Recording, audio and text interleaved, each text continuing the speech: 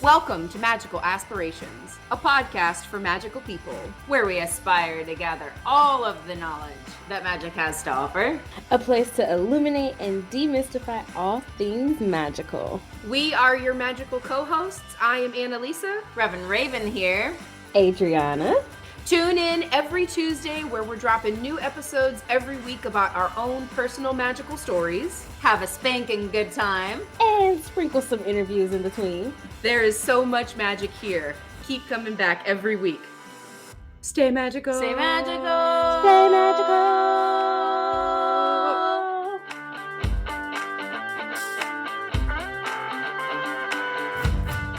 Well, hello and welcome, magical people, to Magical Aspirations. We are ready to delve back into some nitty-gritty topics, and here in Taurus season, we are going to talk about some how-tos. So we have a very special guest with us today.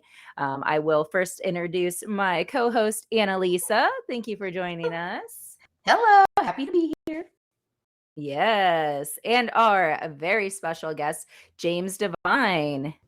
Hello, I'm happy to be here too. Yes. So James Divine is a poem reader, mystic, and bringer of joy. He is the proprietor of Divine Hand Palmistry. So thank you for joining us here today, Jim. Yay. Yes, I'm so excited. Yay. He has just so many experiences and so many different things that he has been involved with. Reading his bio, I just get more and more excited just to get to interact with him. I actually got to meet Jim at a full moon ritual here in New Orleans that the Torch was co-hosting. He and his partner Black Cat were putting that on as part of the full moon in Leo earlier this year. So that's right. how I got to meet you. Right. Yeah, that's the other side of me. So a professional palm reader, but also a witch. Yes. Love it. So let's just delve right in and just tell us in your own words about yourself. Oh, sure. So how can I talk about myself? Let's see. As a kid, I was always very interested in the spiritual. I think I always loved, I was raised Catholic, so I had a deep relationship with my faith, but also with the mystical aspects of things. I loved Grimm's fairy tales. I loved my favorite character to collect were wizards because they had like magical powers. And, you know, as a kid, you don't always square things up necessarily with the logical things. You just loved the things you're taught. So I had a really like strong relationship with a sort of idea of God being a very loving grandfather-like figure, which matched like my parents and how they were very loving and wonderful. And so I just thought, you know, that God was this friendly, loving, you know, guy on a throne who was just really wonderful.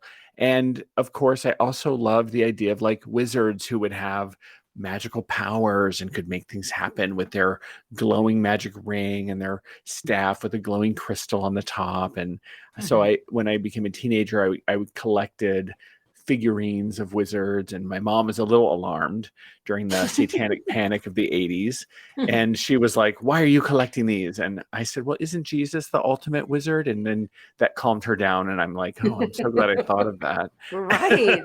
That's great. That's a great spin. Yes. I know. I was like, "Man, Jim, you're really that was a clever idea." Anyway, in the moment, in panic. So, but eventually, I don't know. That was sort of my MO, just sort of this mystical, you know, but I never really questioned the faith I grew up in. And I actually had the calling of the priesthood when I was, you know, in 5th grade. We were told about that and what it was from the Monsignor at our Catholic school. And I knew I would become, you know, a priest. Of course, then coming out as gay, realizing I was gay after high school, kind of destroyed the idea of me becoming a priest, which is actually really difficult for me because that was really a big thing. Of course, again, as a kid, you don't really square things up, because I also had this idea of like having a family, a wife and kids, and coming out as gay also destroyed that.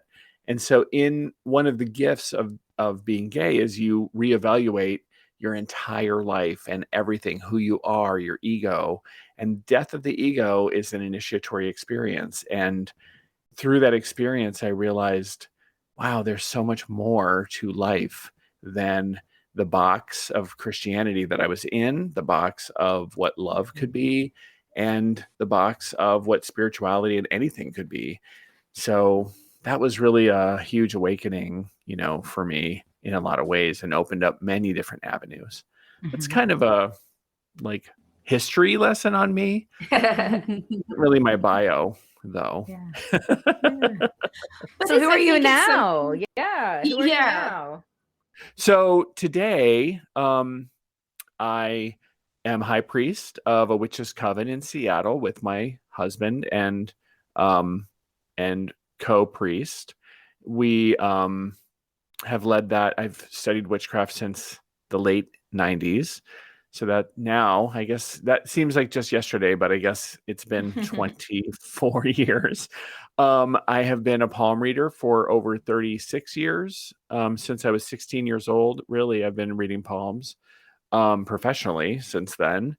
And I've always been fascinated with human beings reach for the divine and reach for mysticism. And I've always had a fabulous sense of humor and not taken things too seriously. So I'm just your, happy, mystical dude. So yeah, that's me. That loves to laugh with people, mostly with people. I love that. Very rarely at people. Well, we all need to keep a good sense of humor, and especially whenever life hands us lemons, sometimes we just gotta laugh at our fucking selves. So yeah, I'll laugh there with you, girl. I'll laugh with you. Yes, I say that all the time, that I think life would be a lot easier for people, myself included, if we just stopped taking everything so fucking seriously, truthfully. I think that's why I really love our tradition works with the Fae. Yeah. And so that's one of the ways to not take it all so damn seriously, and to work with the chaotic element, with the fairies, and with the, where the hell are my keys? Oh, God damn it. You know what I mean? And it's like, oh, right. Let's roll with it. And let's realize that we need to laugh at ourselves and, not take it so serious. Reverence and mirth, both.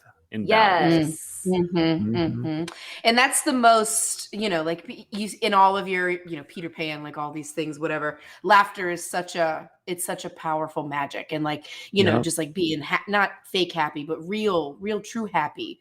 Like that's one of my good friends. We just went on a trip recently. We went to the Olympic National Forest up in your corner of the country, which was just stunning. And we talked a lot about how keeping your peace with you and keeping your happy, you got to bring it with you everywhere. It can't just be where your home is. You got to do it there. And that I have to say, especially being here in New Orleans, it seems so easy to be able to keep your peace in your part of the country.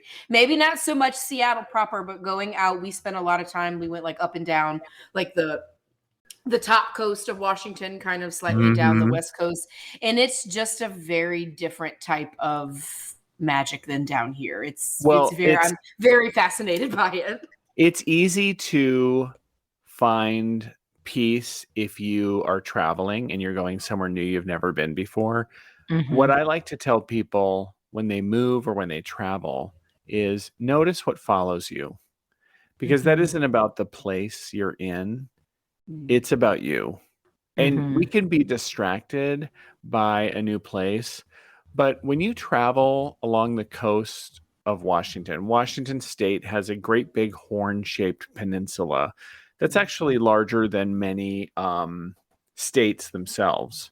And the Olympic Peninsula of Washington has a lot of logging towns, a lot of very small, impoverished towns. And if you lived there, you would hate it because there's a lot of poverty. and there's Yeah. a lot of derelict places to live. And although tourists see the majestic old growth woods and the natural beauty that's there, living there, you're like, it's like, kind of impoverished, rural, kind of awful. Not as great. I totally the same for New Orleans. Yeah, and so people get wowed at New Orleans by like, the mystical, magical, or New Orleans, she can be whatever you want her to be. If you want sports, if you want gambling, if you want Bourbon Street, if you want the Garden District, whatever. But you go out to Metairie or you go out to wherever else and you see, people's roofs that still can't be fixed, and you see the poverty and the real, New Orleans, greater, New Orleans metro, and you realize what it really is and what it's like to live there and how everything is actually much harder, and the infrastructure that doesn't exist and the sand that it's all built on, right? And you're like, damn, right? And the facade wears away. So notice what follows you. If you don't have that joy or something inside you, well, no place has that for you. You have to bring it with. That is very true. This is why, I call myself a joy monger or bringer of joy. And this is where we cultivate that joy within. And one of the things about joy is I define as something deeper and more durable than happiness. Of course, the Buddhists would call it happiness, and they do mean something deeper. And what this means is there's like this idea that, so the definition of joy is two parts. The emotion evoked, this is the Webster definition, the emotion evoked by the pursuit, but the emotion evoked by achieving what one desires. And sure, that makes sense. I get the ice cream, or I get the job, or I accomplish something and I have an emotion of joy. But also the second part of that definition is, or by the prospect of achieving what one desires. So the hope that you could achieve what you desire. So when we have hope that it's possible, we have joy. And both of those things also require work. And so the difficulty and the challenge and the weightlifting and the struggle in pursuit of what we desire is also joyful. And so it isn't just sitting there eating bonbons and watching our favorite, movie or our favorite series. That's not always joyful. It's also the hard work and the failure and the learning and the working towards what we desire that is also joyful, which isn't always just the shallow idea of happy or fun. So joy is a lot of these things, and I think those are things that are really important to look at. It isn't just a shallow idea of like, I'm just trying to be happy. No. Right. Take names, work at it, because that's joy also. I definitely would agree with that. And it actually leads me into my next kind of point or question about the podcast that y'all do, the Knit a Spell. Yeah. It's about crafting and the craft. And That's so it kind of goes back into the creating the joy. You're working at whatever it is that you're doing. That's right. Yep. The Knit a Spell is this concept of we always are doing ritual, and in the middle of ritual, there's some kind of working a lot of times. Excuse me. And we would say, oh, we put the craft in witchcraft, right? And we're going to do a sigil, or we're going to, craft a little, clay figurine, or we're going to write an intention on flash paper and put it in the fire, or who knows what we're going to do. But we put the craft in witchcraft. And so I was approached by Katie and, have you ever looked at the hands when people are knitting? And she sent me that message, and I was sitting on the couch with Richard on one side of me crocheting and Michael on the other side knitting. And I was like, oh my God, this is hilarious. So of course I had to respond. So it's really about, how does crafting and the craft come together? And it's been an amazing 2 years of podcasting at this point. So yeah, it's a lot of work, and it's really joyful. So yep, it's fun. And I think that brings a different element into it too. Like we know since we've been doing the podcast that there is work behind the scenes to do it. It's not just like, hey, we just show up, when it Right. happens. It's the even learning how to do the work because we didn't know how to do any of this when we started. No. It was a very big learning curve and like still actively curving as we're speaking. Yep. Like I feel like I learn something new every week, but it is such a fascinating thing to be able to live in a world where you can decide to start a podcast one day, do a little bit of research about it. And truthfully, within, I don't know, a month or two of starting the research, bam, here she was. She's grown a ton since then, but you got to start somewhere. And it's so cool. I think so many people, you hear them talk about like, oh, everybody's got a podcast. Everybody's just like out there, like spouting out their shit. And I'm like, well, yeah, but that's anywhere. And like, why we should all be encouraged to share whatever message it is, be it a podcast, social media, writing a letter. I just think there should be more. We should be talking about whatever it is that lights your fire. So a couple of questions that we always ask any of our guests is, what are you studying right now? Something new that's really got your heart space all fired up? Yeah, the thing that I'm really diving into is the relationship between somatomancy and astrology. So that's probably a new word for many people. Somatomancy is the divinatory practices that look at our soma or our body. And so palmistry is one of those somatomantic practices, but so are things like lipsology, handwriting analysis, or graphology, reading the face, or reading the skull, the shape of the skull, or phrenology. Anything that reads the shape or looks at divinatory practice that looks at the body itself. And then looking at that in relationship to someone's astrological chart. And it's really interesting because when you so palmistry, which is my expertise, originally, at least Western palmistry and its practices, we can trace back to India.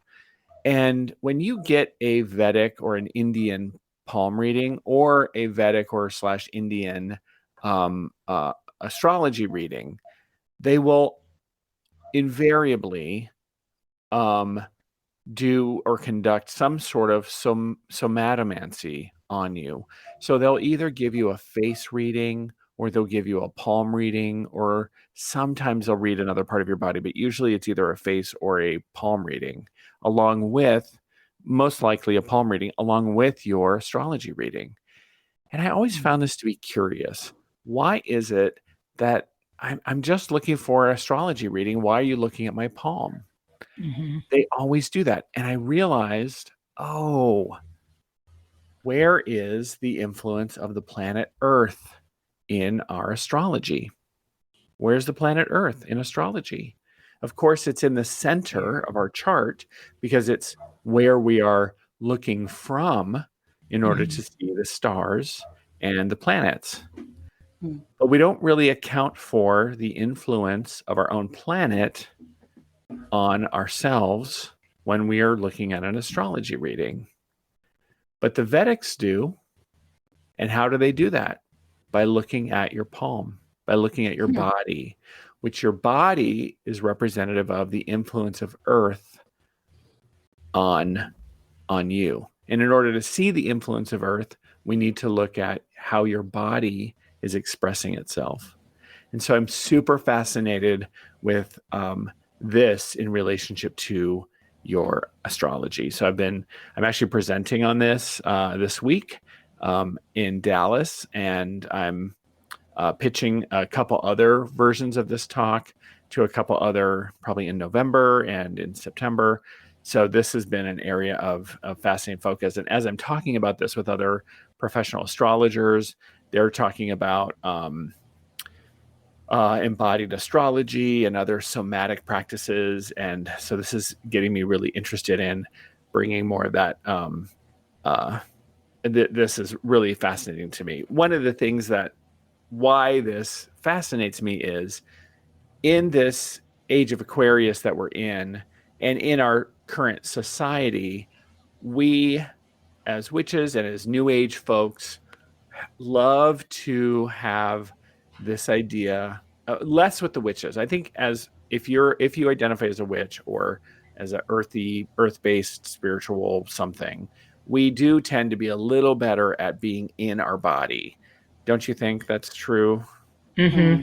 And I think we are a little better at not being in this sort of like transcendent mindset of like we need to transcend our body. But even we get a little caught up in that. But I think the New Age community is really infected with this idea of transcending their body, or being taken up by the aliens, or being transcending the body into something else.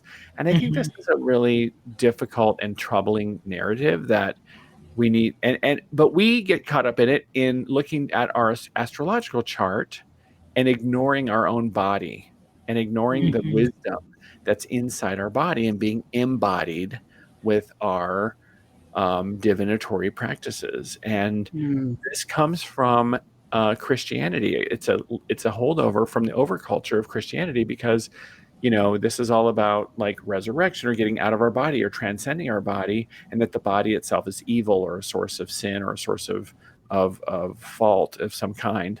And we can embrace our body and know that our body is holy and our body is divine and perfect and a source of perfection, just as it is right now, nothing to change. And we can get into this theory a little better because we are a lot more earth-based and a lot more we can be body positive and sex positive. I think witches are a little better at that. And I think this is part of it. When we have this disembodied astrological type of information, I think it's really important to bring in like, wait, what's the embodied information that we can add to that about our own self? That's so cool. It is so fascinating.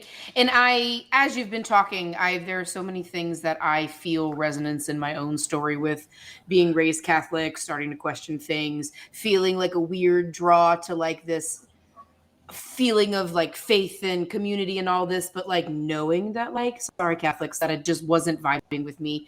As you were talking about what, the somatomancy and things like that, it's so fascinating that the problems that I always had with things like Catholicism and such is that it gives so much power to the other, no matter what happens, it's because, God put it on my plate because he feels like I can handle it. And like, I still believe like some sliced up version of that, but it is so, the reason I gravitate towards like things like witchcraft and magic is because I am the power. I am the magic. And like that gives so much credit to, like you're just talking about when you questioned us about, oh, don't you think sometimes it's easier to be in the body?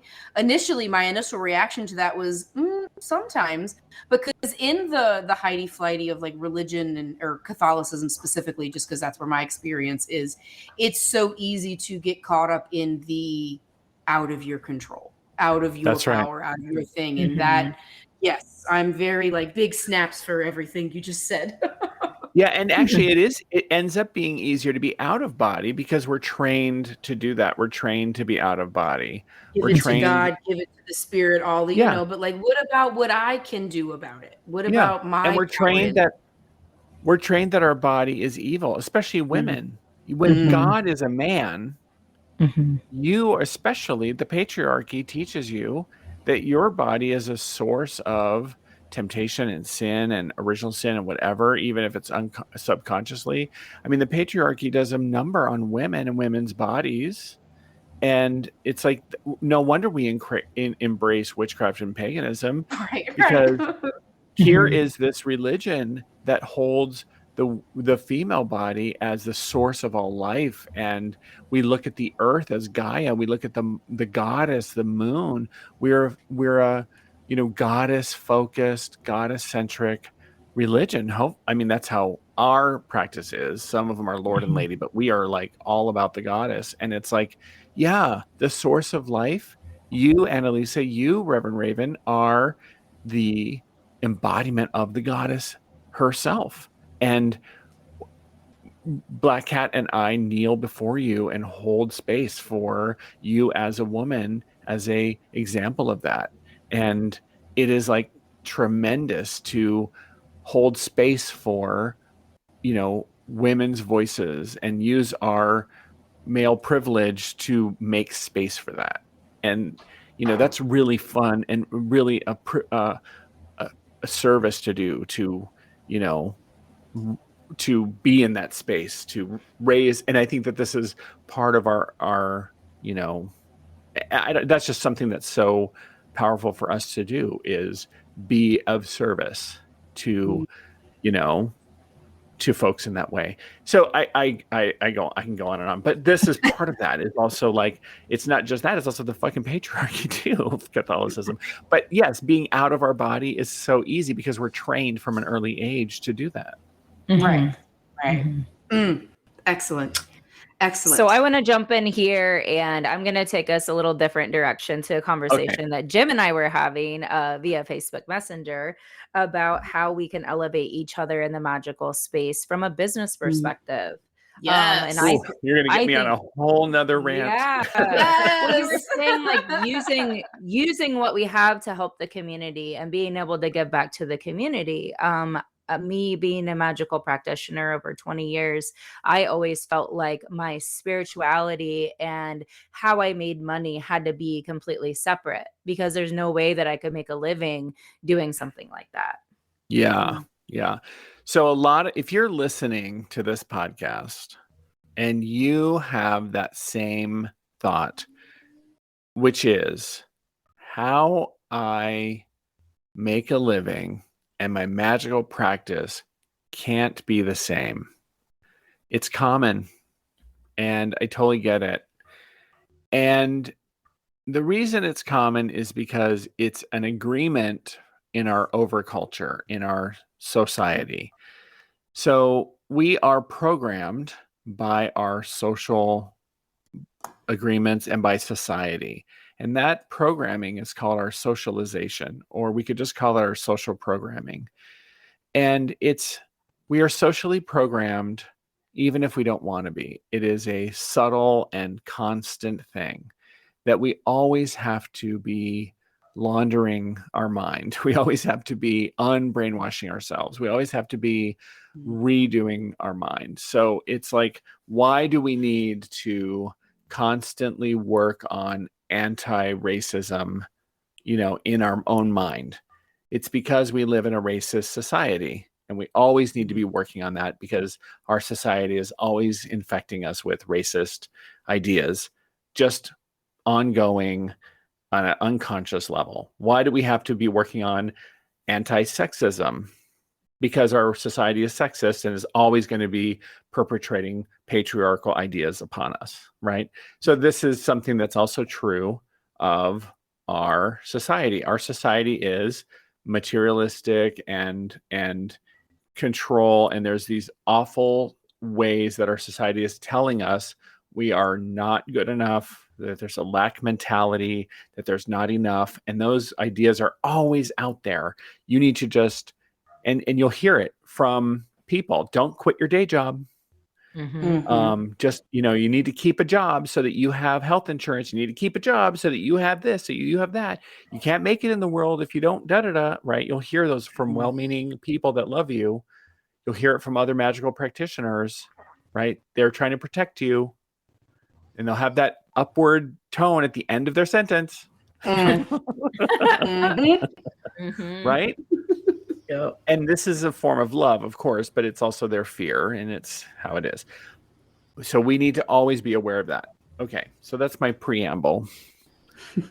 This is a common lack mentality trap that we can't, and it isn't that it isn't true. So we need to understand that our society at large does not value spiritual work. So that's true and sad, right? Like in general, our society is not really our society is looking to pay for ideas or labor. And so, yes, there is a challenge out there with, making money through doing magical work. But it's not that big of a challenge. It's only a little bit of a challenge. And it's not as big a challenge as you think. And so it just depends what you're looking to do. So what's an example, Reverend Raven? What is the example of the magical business that you want to do?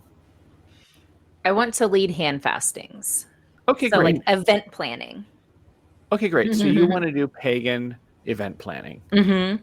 So like any business, you would first want to figure out, is there enough demand for that business to make it a viable business? Mm-hmm. That's what you would do if you wanted to make cupcakes. If you were baking king cakes, you would also do that. You'd be like, okay, I want to make king cakes, and I live on the West Bank of New Orleans. If you're not in New Orleans listening to this, you won't know what we're talking about. But I want to open a bakery in a particular neighborhood of New Orleans that specializes in king cakes. And you're going to do it right next to a Vietnamese bakery that's totally making some of the best king cakes around. Well, you're going to screw yourself, right? If you want to, you know what I mean? So you have to actually do this like a business. Just because it's spiritual doesn't mean everyone's going to do it. And if you want to lead hand fastings in New Orleans for the 8 pagans that live there for a one-time deal that they're going to do once in their life, well, you're going to make, you might have a hard time doing that. Right? If you want to figure out like, oh, how do I get that out there and do like, I'm a wedding planner, and I'm also doing this medieval style wedding, which is called a hand fasting with ribbons. And the pagans also notice that, and I do it for the tourists. Okay, now, you know what I mean? So you start to do some business. You have to run it like a business. Does that make sense? Yep, definitely. So this is where sometimes the spiritual woo of us gets in the way of us looking at it like a business. And I think that gets in our way because we're just like, I just want to do hand fastings for pagans. And I'm like, okay, is there enough? Is it actually a viable business, right? Or are you in fantasy land, right? Let's make another one. Annalisa, you run a business, right? Yes, this podcast.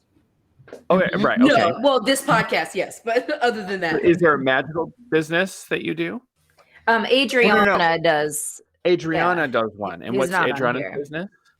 It's called Ink to Prosperity, and they do coaching for spirit-led leadership.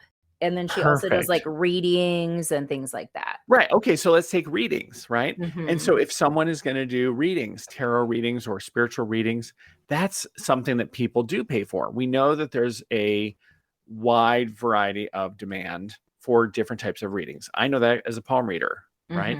So then you got to figure out how to have readings be something that's there or something that you offer, and how to get that out there, right? And so, yes, it's easy to then create that. What gets in our way as spiritual practitioners sometimes is the idea that I see this happen where people feel like they can't offer, they can't charge for their services, or their services should be, what is it? That their services are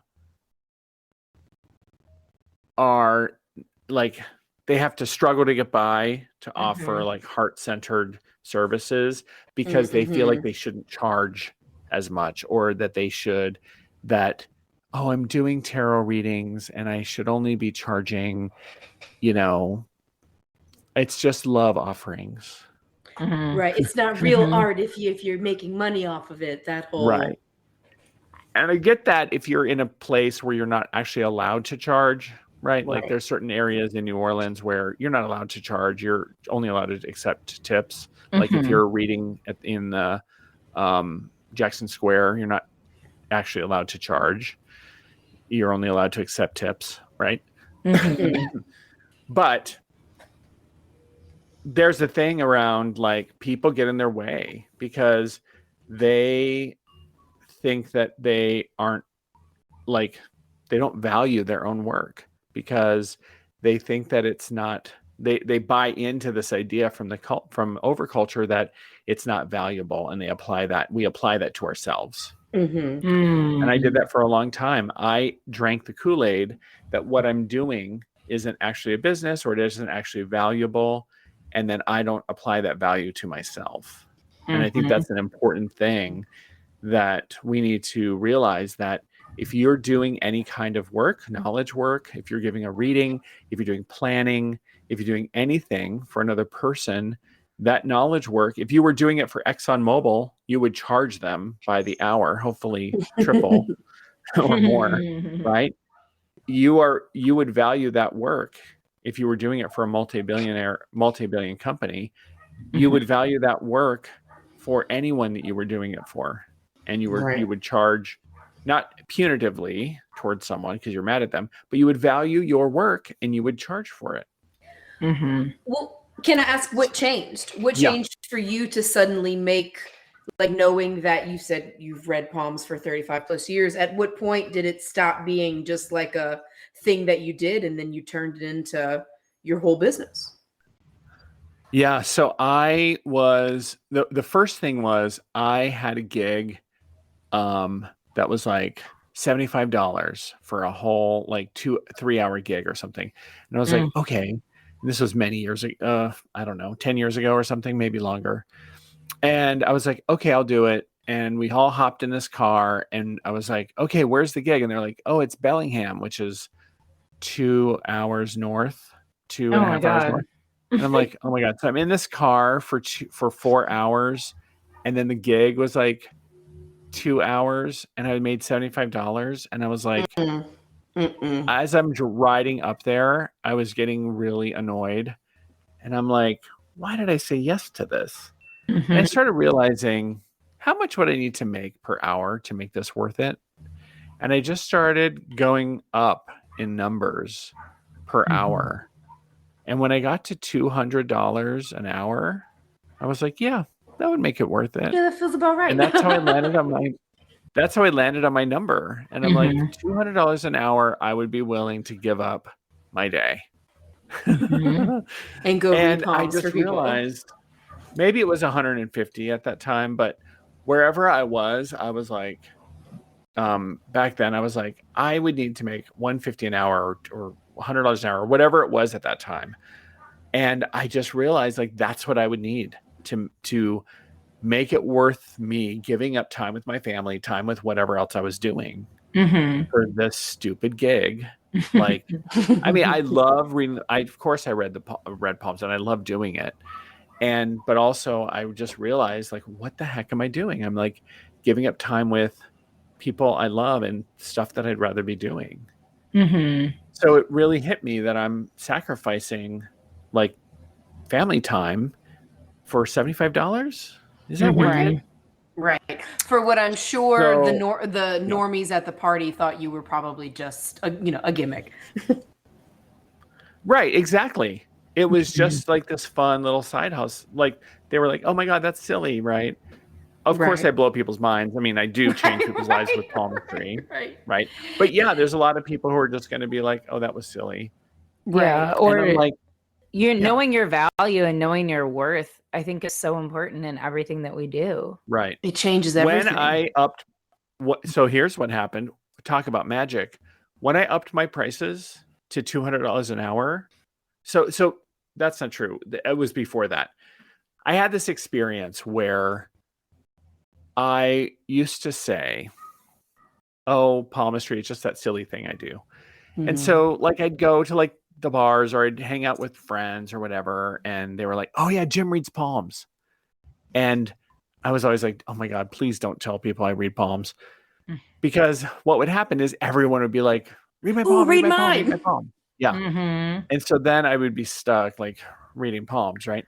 And so when that would happen, I would read someone's palm or whatever, and they're like, oh my God, that was amazing. Oh my gosh, that was so cool. And I'm like, oh, whatever. It's just that dumb thing I do. And so that was like at a certain point in my life. I think I was in my early 20s or whatever. And I guess it was, it was in the 90s, back in the 90s. And there was a Summer Olympics had just happened, and I remember I had this experience where I was kind of just lazing around the house in a daydreamy state, and the Olympics had happened, and I had sort of been thinking about the Olympics, and I was like, gosh, there are people who are number one at something, like in the world. Like that person in all the world is number one, gold medalist at this thing. I don't think I'll ever be number one at anything. I'll always be sort of like middle of the road at something. And this voice in my head, call it the voice of God or whatever, was like, what about your palmistry?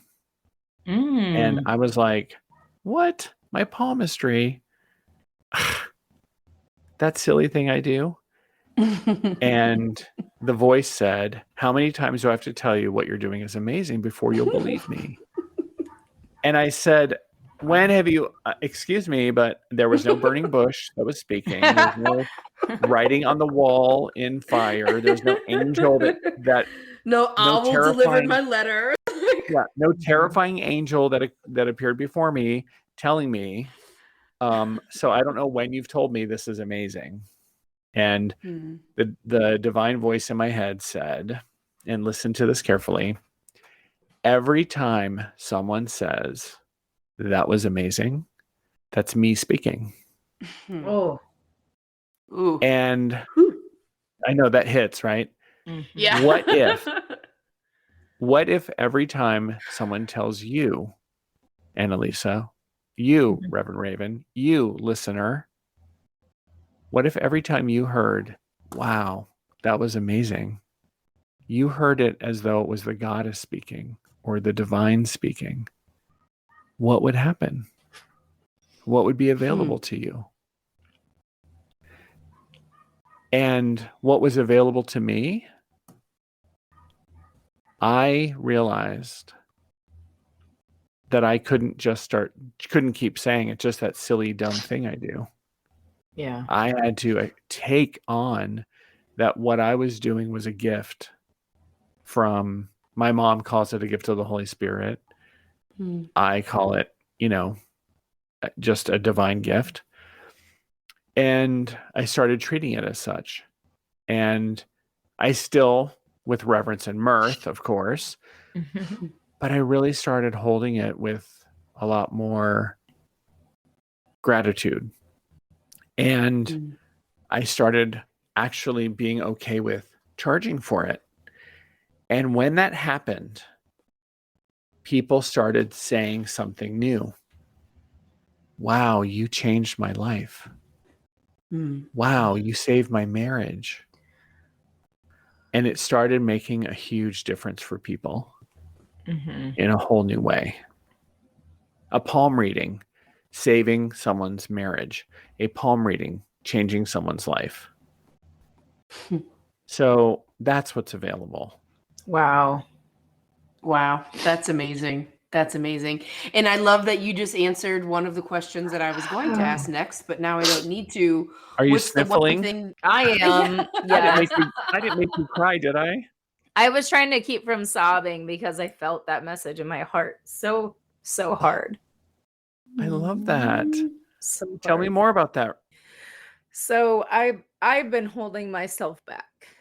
I know that I have been the one holding myself back because I didn't believe that the things that I could do could change lives. Right. And I'm seeing that recently. Yeah. That's the message that I'm hearing from the universe. Yeah. You had me on this podcast. You didn't realize, on purpose. This message is for you. And I love that. Thank you for being so vulnerable and that you get to, live on the air, share this powerful experience with all of us, because there's going to be a lot of other people that are teared up and a lot of other people that are having the same experience. Absolutely. God, I love that, Reverend Raven. You get to realize that you don't need to hold yourself back. And why do we hold ourselves back? It's this false, you have been programmed by society into false humility. You've been programmed into holding yourself back. It's not you. It's not all you. It's also the programming that It's humble to say someone else can do it. I don't want to be big-headed. I don't want to be out there. That's all social programming around false humility or keeping yourself powerless. And that's part of that programming, to just work on the factory floor and do what the boss says. Yeah. But you, Reverend Raven, are powerful. You are an embodiment of the divine. And what you do changes people's lives. And that's what the universe is calling you, inviting you. It's an invitation, not an obligation, but that's the invitation. And we want you to come to the party. Yes. Yes. Right? Yes. So you just got the invitation. You've had it the whole time. And that's really the experience that I had and that I'm sharing. Yeah. You know, that story is meant to share with you. And if you're listening, that is for you too. Mm-hmm. And I really have looked up to you, Jim, and watching, learning more about you and your journey, coming from a business consulting background, and then how you can merge that with your spiritual self. Yeah. Yeah. And change lives. And that's what I want to do. Yeah, exactly. And this is where, like, if we all, and this is where I want all of us to be 6-figure plus business, successful businesses. I want all of us to, like, we need to take on that success, because if we are successful, we then have a chance to play in those leagues and make a difference in the world. We can change the capitalist mindset from the inside, and we can take that on from that perspective. That's what I want. The future is female. The future is Afrocentric. The future is, I'm tired of the rich white guys, the cis straight rich white guys being in charge of shit. Let's have us, let's have us queer, BIPOC, queerdo witches and accomplice allies be in charge and be the ones, right? Yes. To take over. Heck yeah. I'm here for to take over. Yeah. Yes. It's time for a changing of the guard. Yeah.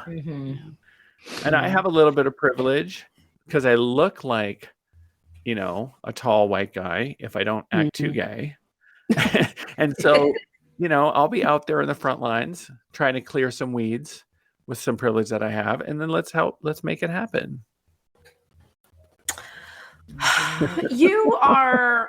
This has been such a wonderful.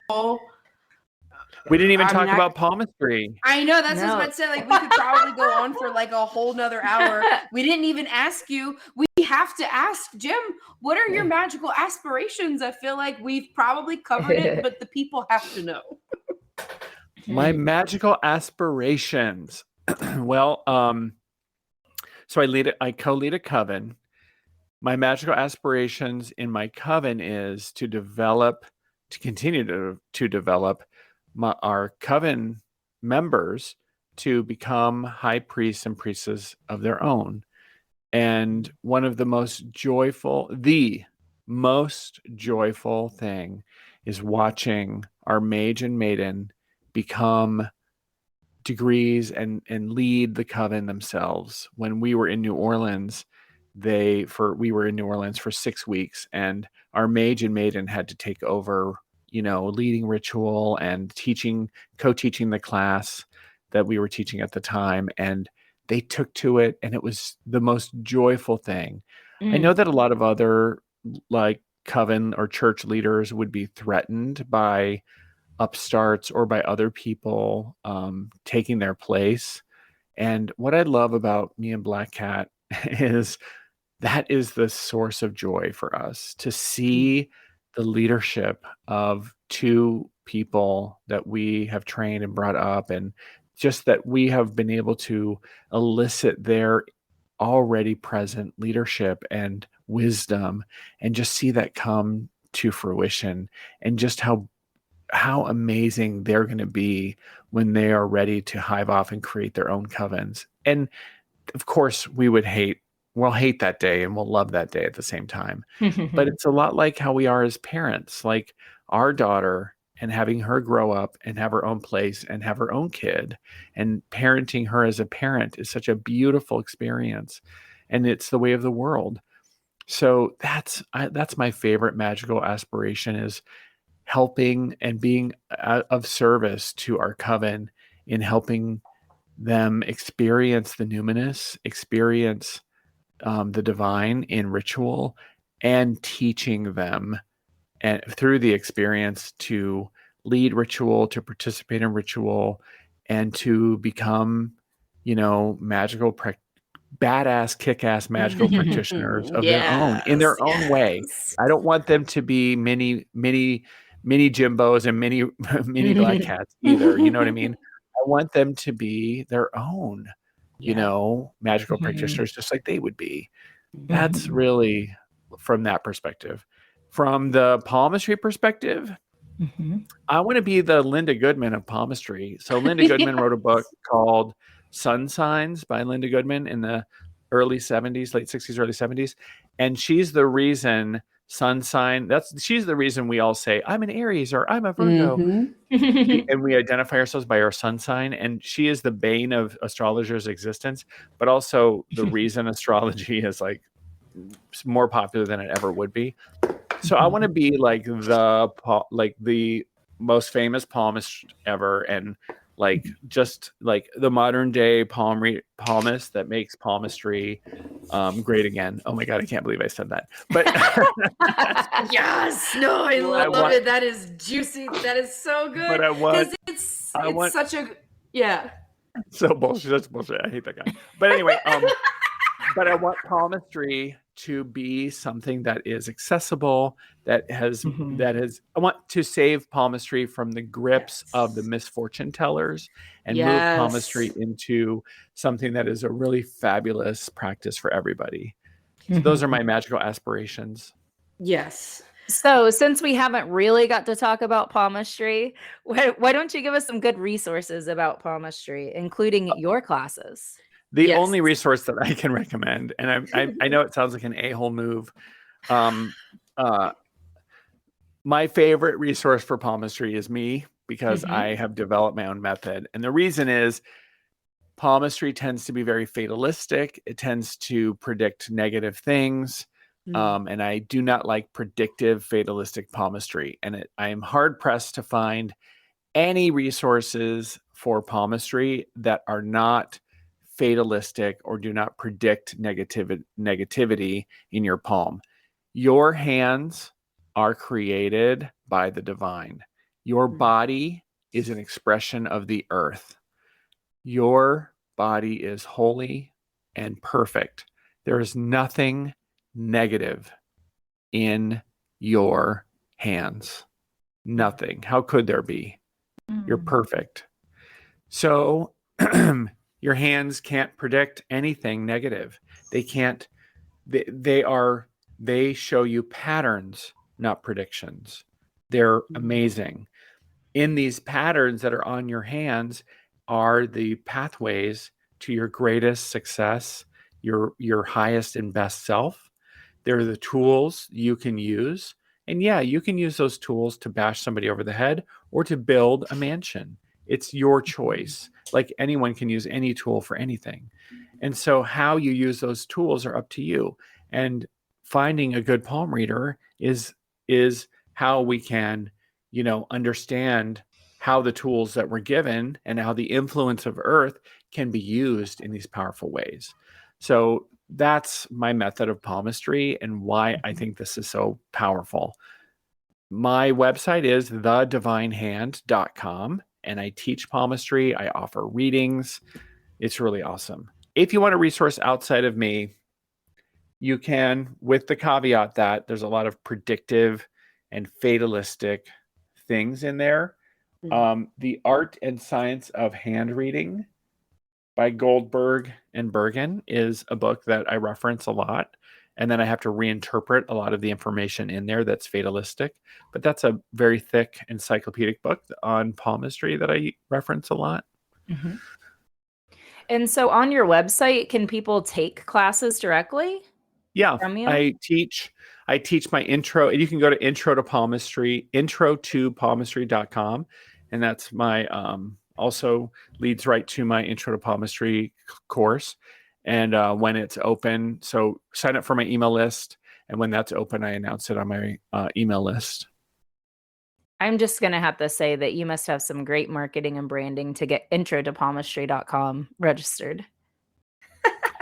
You know, I do teach.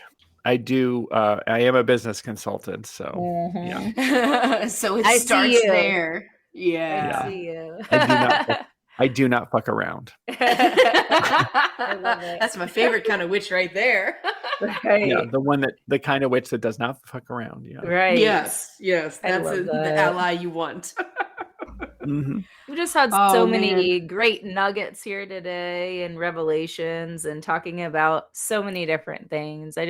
I feel so blessed to be able to have this conversation with you today, Jim. It's amazing. I'm so glad it was so moving. It's unexpected, but it's so welcome. And I'm so grateful to have been able to get so real and so deep. And thank you so much for having me on. And it's just marvelous. It has truly been, yes, an honor to have you. That I think always ends up being our favorite thing about these interviews is that we always come with a few loose questions and it always ends up turning into something really magical. And then we always have to be like, well, we're going to have you back for another interview because we didn't actually get to ask you any of the questions that we really wanted to ask. So we would love to have you back sometime in the future. Yeah, I'll see if I can make you cry next time. Yes, do it. We always joke about having one of us ends up putting our vulnerability pants on for one of these episodes.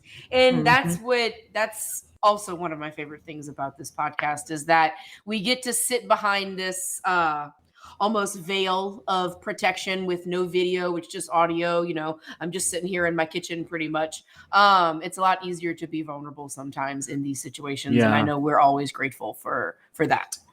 True. That's right. Mm-hmm. Well, thank you again so much, Jim. We'll let you go. We want to be respectful of your time, but this has just been just a truly magical conversation, and we can't wait to chat with you again soon. It's been so great to spend time with you, and I can't wait to listen and to this and all the rest of the podcasts. Yes. Thank you. And on that note, stay magical, people. Stay magical.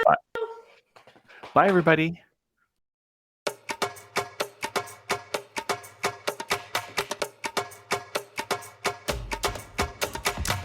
Thank you for tuning in to this week's episode of Magical Aspirations. Be sure to like and follow us on Facebook and Instagram at Magical Aspirations to keep up with the latest and the greatest from Annalisa, Adriana, and Reverend Raven, and to join in on the Magical Aspirations conversations. Come check out our website, magicalaspirations.com, to find bonuses from our guests, our Magical Aspirations blog, and to reach out to our magical hosts with questions, comments, reviews, or ideas for future episodes. We are so grateful for each and every one of you listening. Thank you again, and as always, stay true to your magic.